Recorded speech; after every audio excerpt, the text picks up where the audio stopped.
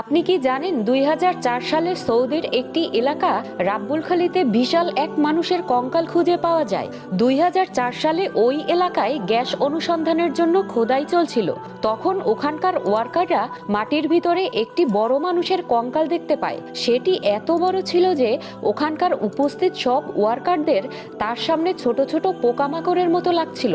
যখন এটি সম্পর্কে সৌদির গভর্নমেন্ট জানতে পারে, সাথে সাথে এলাকাটি সিজ করে দেয়, এমনকি ছবি তোলাতেও নিষেধাজ্ঞা জারি করে।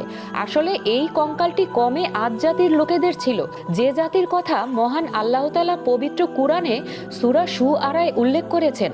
আল্লাহ আজ পর্যন্ত এত বিশাল আকৃতির মানুষ আর সৃষ্টি করেননি। এরা এতটাই লম্বা আর শক্তিশালী ছিল যে এক হাতেই বিশাল বিশাল গাছ উপড়ে ফেলতে পারত। কিন্তু এই কওমের লোকেরা আল্লাহর নাফরমানি করেছিল, যার কারণে তাদের উপরে আযাব নাজিল হয় এবং তারা ধ্বংসপ্রাপ্ত হয়ে যায়।